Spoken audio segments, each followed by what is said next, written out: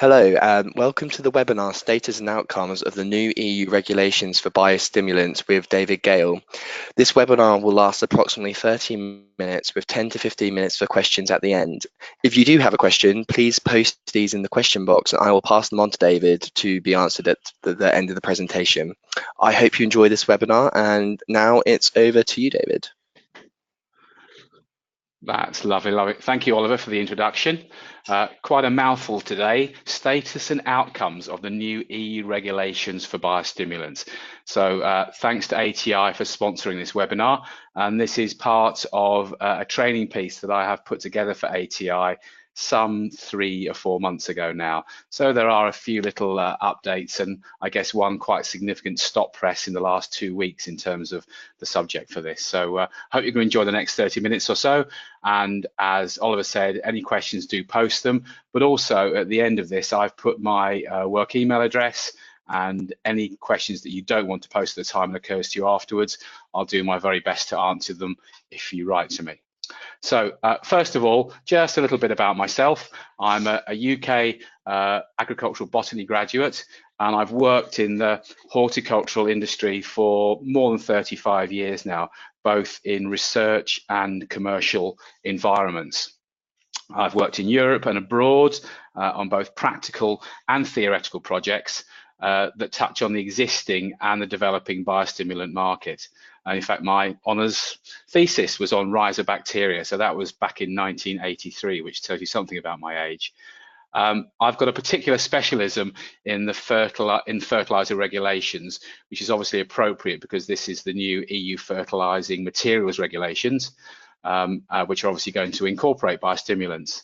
I have worked as a technical manager in UK and multinational horticultural, professional and lawn and garden businesses, and I'm currently the director of a small consultancy business that carries out product development, trials, training for both professional growers and gardening industry clients, both of which are now seeing obviously an emergence in biostimulants in this particular sector. So hopefully some appropriateness there. I may be completely preaching to the converted here, but I think it's just worth reiterating what we describe by biostimulants. So I wanted to go through them very quickly by group and also talk a little bit about definitions later on. So biostimulants, they're normally categorized by the source of the active ingredient used. And this is because in many cases, there are multiple actives in each preparation. And so using the source material is the most succinct method. There are 5 main biostimulant groups that most people use. So humates, so a diverse set of substances that all originate from mineral deposits found at locations across the globe. And these include both humic and fulvic acids, which are large organic molecules which, taken up by the plants, have this biostimulant effects. Probably the oldest of all the biostimulants are the seaweeds, their derivatives and other botanically derived products. And these are preparations directly from the live source material. And they're known to have a broad range of biostimulant effects. Probably a little bit newer on the block is chitosan and other biopolymers. So these are mainly derived from shellfish and fungal sources, and they work by stimulating a plant's own defense mechanisms, as well as physically coating leaves to reduce adverse effects, environmental effects like reduced transpiration. Beneficial chemicals are the ultimate mixed bag because they can either be simple salts containing things like selenium, cobalt, or they can be complex molecules such as amino acids. And they tend to work by switching on or enhancing existing biochemical processes in the target plant. And finally, but not least, microorganisms, which include both bacteria and fungi, which work synergistically, mainly with plant roots to improve nutrient uptake and also in some cases provide beneficial complex molecules. And generally speaking, when we think about the effects of biostimulants, we're looking at improving nutrient uptake, increasing stress tolerance of plants to abiotic stresses, i.e. not pests, and also improving the quality of those plants. And it's worth noting here that very rarely is the quantity increased as a result of biostimulant activity, and that's usually obviously a result of addition of nutrients. So moving on, I wanted to talk about the wonderfully sticky issue of how you define a biostimulant, and this has been an all-consuming exercise for both researchers and people in industry for 5 or so years now, because by defining it, you build the wall or the fence around the group of biostimulants so that when it comes to legislation, we know what those biostimulants, which ones are inside and which ones are out. So in typical kind of definition parlance, this is one single sentence without any commas or full stops, but it does come in three different parts. So plant biostimulants contain substances or substances and or microorganisms. So they can be a single substance, they can be multi-substances, or they can be microorganisms, and whose function when applied to plants or the rhizosphere is to stimulate natural processes. So the key thing here is stimulating and natural, but it can be to the plants or the rhizosphere, and some definitions include seeds as well, but hopefully you can see it's the whole plant interface. And the purpose of the biostimulant is either to enhance or benefit nutrient uptake, nutrient efficiency, tolerance to abiotic stress, and crop quality. So that's the kind of, most definitions either side of the pond have got those sort of wordings in them. So a little bit now, and this is not really talking about the EU, but really about across the globe. So in comparison with other agrochemical sectors, the regulatory landscape is not fully formed at all. And whilst individual nation states have enacted or bolted on legislation to their fertilizer and sometimes to their plant protection regulations, there is no standardized approach. However, there's a broad movement to use standardized definitions to slowly harmonize across the world. Particularly in agriculturally developed nations where the infrastructure is there to cope with this kind of regulation. Europe will be the first region where legislation will be standardized, and this new regulation is due to come into force in 2022. So there will be declaration and labeling standardization, REACH compliance for some groups, and the possibility of external oversight or pre-registration approval. So the United States is some way behind Europe, and to some extent is taking its lead from them. And it's likely that whatever system is adopted, that it will remain unregulated, that it will remain regulated at a US state level, which is the way in which it's dealt with now, but possibly with some harmonization and guidance by the United States Department for Agriculture. I know that wasn't strictly about Europe, but I wanted to kind of build the picture really. Moving on, a little bit of a timeline for those of you that haven't been following it.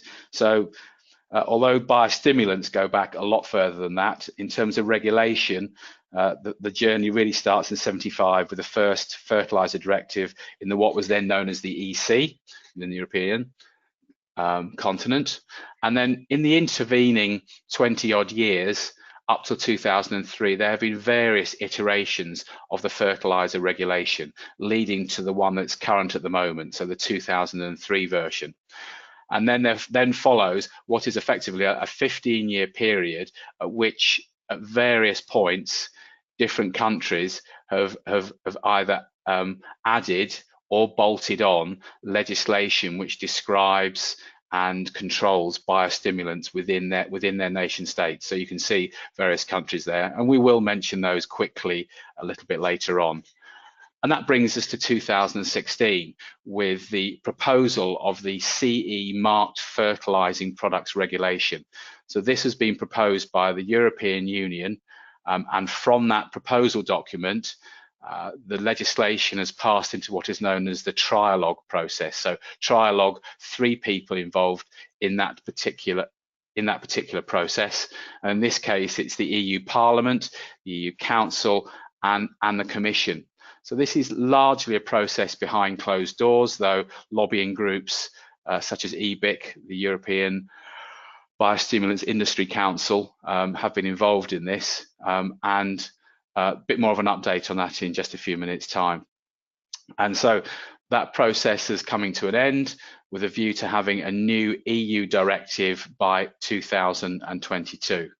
Following on from that, we're likely to see a definition of biostimulants by the United States, and this we're hoping will very closely mimic it. The idea behind it being that we've got a level platform for various producers to be able to operate across across various markets. And say also later on a semi-harmonized process possibly across the EU and the USA. So in terms of the regulatory bodies in Europe, the lead body here is the European Council, which is really the equivalent of a sovereign state civil service, and it lays the legislation in the form of directives and regulations before the European Parliament. And once these are passed and becomes law, it's then up to each member state to enact these through secondary regulations that they bring out themselves. And it can have some small country-specific variations, such as language and pack requirements, but it must, on the whole, meet those requirements quite precisely. So it's often the case that member states have existing legislation in place, and this runs in parallel, which means that a producer of a biostimulant can choose to have a product registered under either of the regulations. And this is the case at the moment for the fertilizer regulations. You can have an EU fertilizer or a nationally registered fertilizer. But in practice, it's the intention that the new EU-wide legislation will supersede local laws and so create a better unified market. And I know that hopefully one of the people on the webinar today asked specifically if this means that local or national legislation will disappear. And it's my understanding that's not the case.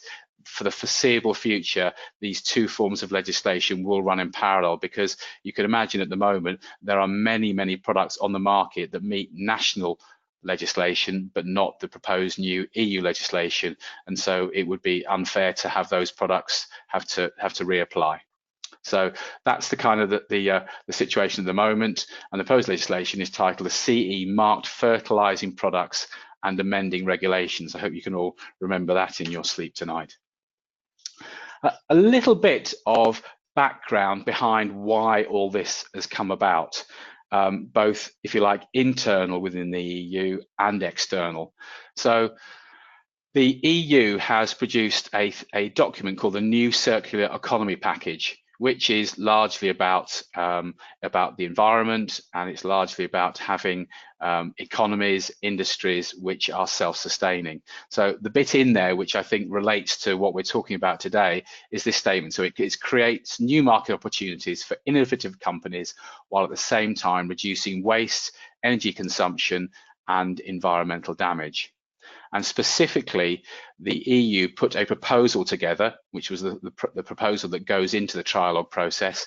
And whereas the proposal includes many other types of fertilizers, the bit relating to biostimulants are these. So certain substances, mixtures and microorganisms, which obviously we've talked about before, commonly referred to as plant biostimulants, are not as such nutrients, but nevertheless stimulate the plant's nutrition processes. So that's quite a clear definition and exclusion.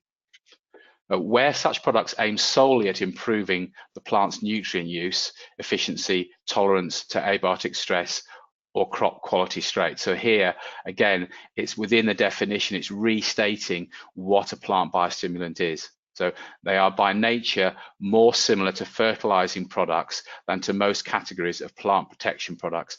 So here, this is a clear directive not to go down the route of heavy legislation that plant protection products have to go through in the EU. So, and then the final statement is that such products should therefore be eligible for CE marking under this regulation, which is a change because they've not been classed as such up until this point. The second, if you like, the second driver is just that the market is growing at a semi-exponential rate. More and more people are using it, albeit at the moment within the European Union, mainly in horticulture, high value horticulture, and in the lawn and garden industries, but it's growing rapidly. And there's seen as a real general need for standardization, hence the formation of what I see as brilliant organizations like the European Biostimulants Industry Council that has kind of led this discussion and informed what's been going on in the EU legislative process. In terms of a pathway, this is really a iteration. So we're starting in 1972, updated in 2003. The proposal came out in 2016, and its final position was, if you like, released in October 2017, and since then we've been in the trilogue process, which is a behind the doors process leading to what is now going to be the new regulation coming to force in 2019 and 2022. And what is exciting for me is that this webinar has come at just the right time, because just over 2 weeks ago, this is a quote from the European Biostimulants Industry Council. So with a resounding margin, members of the Parliament have voted to approve.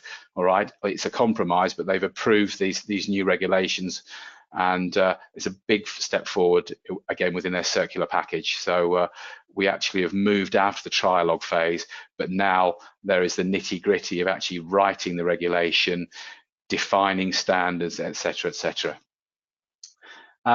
This next slide is taken from a European Commission impact assessment. So they commissioned a very significant paper from an organisation about 3 years ago, and this is how they think that the different groupings will be defined within the fertilising products world. So in dark blue at the top are what you would see as traditional fertilizers. So they only really contain plant nutrients, major, minor and micro, but they also include organic fertilizers and the ones in between, so organo-mineral fertilizers. But the area of interest at the top there, we've got growing media, soil improvers and liming materials, which haven't been included in this definition before, but which don't really touch on biostimulants at all. But this is all about ensuring that bulk organic materials which circulate around the European Union are catered for. So applying animal manures to farmland, etc., etc., are covered by these regulations. But what's really of interest to us are the plant biostimulants themselves. And again, you've got this definition of what they are, but also agronomic additives, so which is a different grouping. So as you can see, things that affect the release of nutrients from fertilizers. These can be formaldehydes, they can be didin, things that biologically stop fertilizer nutrients from being released so quickly. So that's exactly how they're going to be defined, or we think that's how they're going to be defined. There are still a number of unknowns in the EU regulations. And because biostimulants have come from a really broad church of products, they're often found in combination. There's no real simple way to categorize. And at present, it looks like there will be different tiers of products depending upon their origin. Purely biological products, such as seaweed extracts, are likely to need only a very light touch registration or simple adherence to new regulation, whilst synthesized chemicals may need pre-registration processing with respect to efficacy, safety, environmental toxicology, and possibly even REACH. And microorganisms may well be in a separate tier as well. So efficacy data may be required within the new legislation, but this is an unknown at the moment. And it will be difficult to define because of the multiple claims that are made within this category. And it's likely that each category in this tier will have an increasing requirement for safety and environmental data. So in that sense, tier 1 will require A, tier 2 will require A plus B, tier 3 will require A, B plus C. So that's the way it's likely to be. And at this stage in the development of legislation, the potential need for quality control standards has been noted but not yet defined. And I don't think anyone really knows how this is really going to pan out, because in some cases there are quite clear analytical methods already out in general use, but in some cases for quite esoteric or unique biostimulants, it may well be that the methodology is supplied by the approval holder themselves. So we've yet to see how that's going to actually work. So very quickly now, I'm going to pop through a bit of country legislation and just see where we are at the present, because you can see kind of different flavors coming through, and it gives you an idea about where we are at this particular time. So France's regulations, similar actually to South Africa, in that if a biostimulant is added to a fertilizer, it can be brought onto the market very, very easily, as long as it meets the existing standard. But new biostimulants have got to go through a full registration process, and that's either for the individual, but it does allow for a family of closely related products to be registered as well.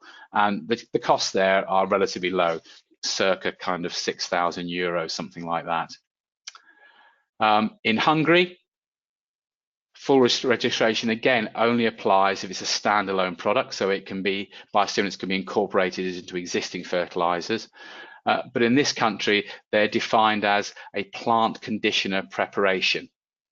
And that means a preparation manufactured from organic or inorganic materials with a favorable influence on growth, yield, and general conditions of plants. So interesting there, yield is included in Hungary's definition of what a biostimulant is, and it is subtly different from other EU member states. In Italy, so they are known as specific action products. This is a bit of a translation, and they sit within 3 different groups. So this includes products that act on fertilizers, such as urease inhibitors that I was mentioning in the previous slide. It defines them as products acting on the soil and also products that act on the plant. So these are separated. And if the plant is on if this type of biostimulant is on an approved list, then they don't even need registering. And if they are new, then they need the usual data, so characteristics, efficacy, safety, and toxicology. But interestingly, once this has been registered, then any other company can market similar products, which is an interesting one in terms of IP, I think. In Germany, so there is an automatic authorization following notification, and basically as long as there are no safety or environmental risks identified, it really is a case of you can launch that product yourself. And again, fees very low, around about 400 euros. In Spain, that's probably got quite a long history of use of biostimulants, particularly in the south, in their salad and vegetable growing regions. Their definition of a biostimulant also includes biological controls and biological traps as well. And they are defined as products that encourage crops to develop vigor or resistance as a result of adverse conditions and to mitigate those conditions and the devastations that they cause. So again, once again, there's a variation on a theme and doesn't in this case, doesn't refer to improved nutrient uptake. In Denmark, it's a very simple system. So they've only got 15 products registered at the moment, and these are mainly used by organic growers. So this is a case where the legislation really only follows the use patterns. And interestingly, because they've got a long history of seaweeds, then seaweeds don't of any description, seaweed extracts do not need to be registered at all. And again, very low costs, 300 to 500 euros to gain registration. And finally, in Belgium, so this is again very similar. It's very simple. You need a dossier of information supplied by the registrant, and the authorization is given as soon as the dossier is considered complete. And but it is noted that the authorities do often ask for some extra data there. Fees circa 1,500 euros. So in every case, really, it's not onerous at all. So at this moment in time, if you were somebody thinking about launching a biostimulant in Europe, the choices aren't absolutely clear. And it really would depend on what territories you're considering and the likely period before the desired launch is going to happen, bearing in mind that the regulation, the EU regulation, won't come into force till 2022, and that therefore the secondary legislation or the secondary regulations brought out by member states is going to be probably a year to 2 years after that. So there is a 4-year window in which to consider launching via the territory legislation. And obviously, for example, I'm from the UK, and at the moment there's no legislation at all in the UK at all for biostimulants. So biostimulants can be marketed freely without any notification or regulation at all. So if only a limited number of states are being considered and launch is imminent, then the obvious way to go is down the national route. But if a pan-European launch is considered, and it's more than a few years away, then obviously the EU method is worth doing. But even if you are going to use the national states route at the moment, then keep an eye on the legislation and try and ensure that your information dossiers actually meet what's likely to be required at the end of that process. So the future landscape in Europe. So national regulation it's hoped to be superseded by the new EU regulations. Now, this doesn't mean that it's going to be superseded in any legal way. It's just that it's hoped that by custom and practice that the industry will move over to using this, and therefore it will become standardized. And maybe in the future, there's a possibility that national regulation may stop being active, but I don't see that happening for the next 5 to 10 years at the very, very least. So there will be subgroups within biostimulants, and each of these subgroups or tiers will have different requirements to gain registration. There will be a slow increase in the standardization of analytical methods. For example, the current fertilizer regulations has got its own separate set of very detailed analytical methods, and I see that developing within biostimulants where there are clearly defined products. So, for example, a seaweed extract may well have clear analytical methods, so may humic acids, but when it comes to chitosan, maybe when it comes to specific molecules or special molecules and microorganisms, that may be a less clearly defined method, and that may develop over time. And what's going to happen is that at the moment, many biostimulant products are scattergun products. So by having a multitude of substances in them, they work on a range of different crop types, in a range of different soils, in a range of different climate types. And as time goes on, as research improves, we're going to see this drilling down into a situation where people are developing proper molecular modes of action and refining their products down to single substances that are carrying out a specific task. And I can see that again happening as time goes on. Finally, I just wanted to mention the pathway across the pond. So, although it's not to do with the EU, last year, included in the draft US Farm Bill is a need for a biostimulant, a definition of a biostimulant. But as I mentioned, this is probably going to wait until they see what the EU is going to make as their full definition. Following that, the US Department of Agriculture will be tasked with a study of the regulatory and legislative forms needed. And after that, there's a possibility of a voluntary program created by the USDA with a possible third-party certifier for both efficacy and safety. And but if there's any pesticidal claims within these biostimulants, then it will come under EPA jurisdiction. And it's likely that at the end of the day that it will still remain under state legislation, and that this will be harmonized by the AAPFCO, and that is the American Association of Plant Food Control Officials. Yes, another mouthful acronym there. So that brings me to the end of the short webinar.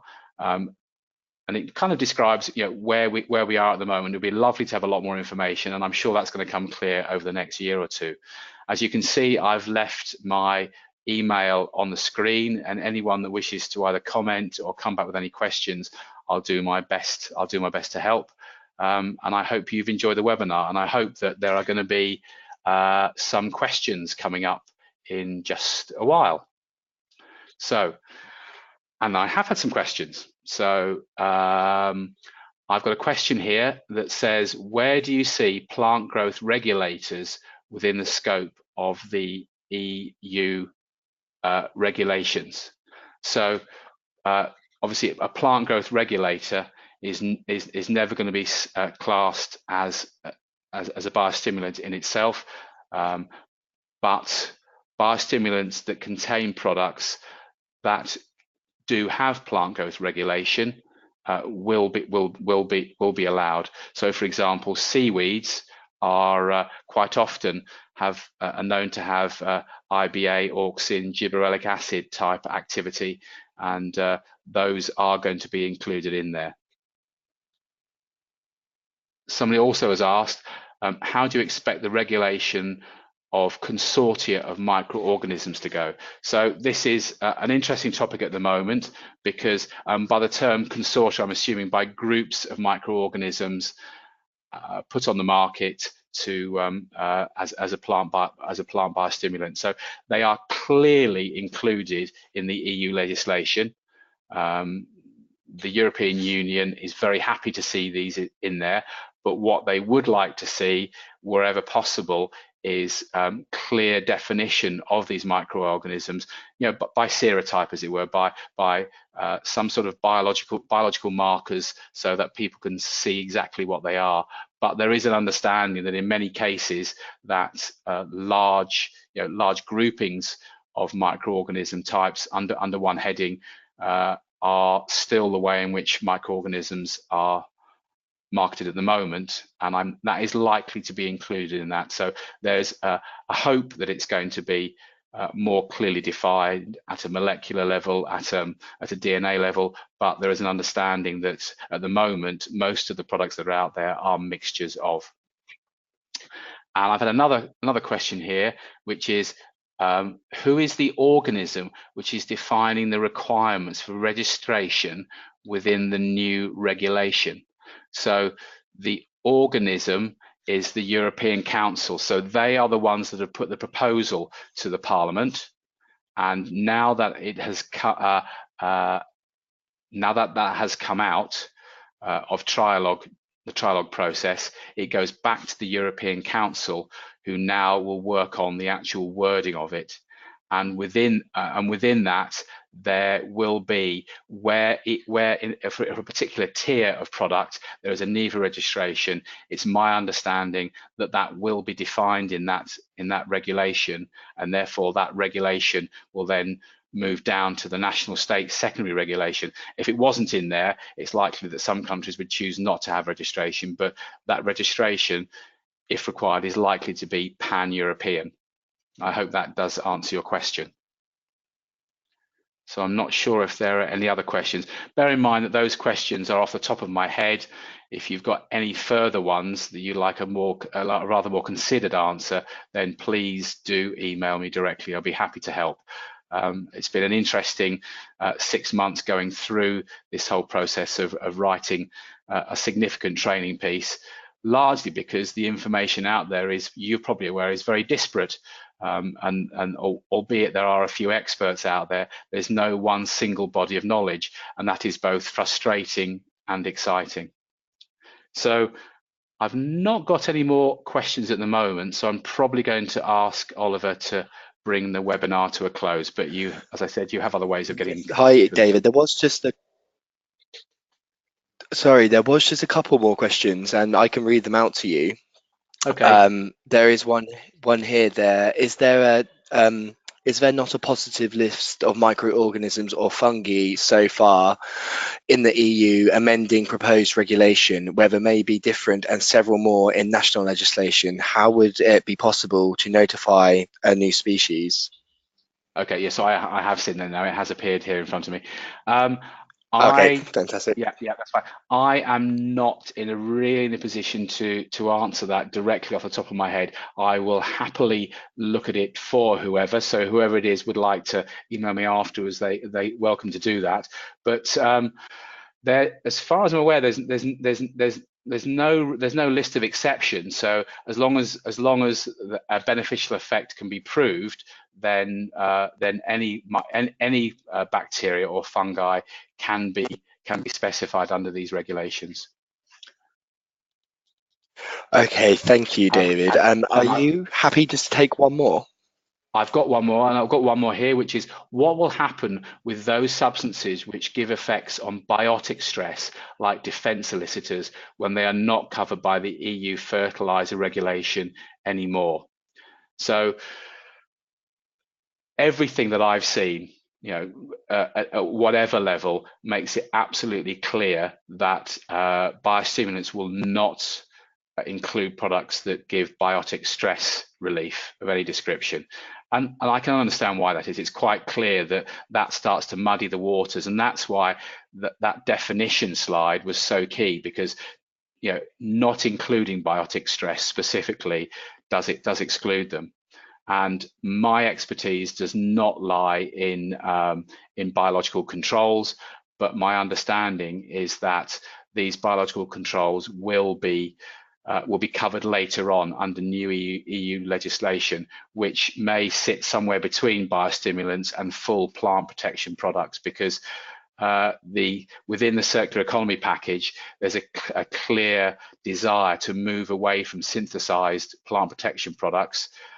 These biological control products meet that need, but creating a need for a huge dossier of information and registration requirements running into many millions and many years is not something that the EU wants to happen.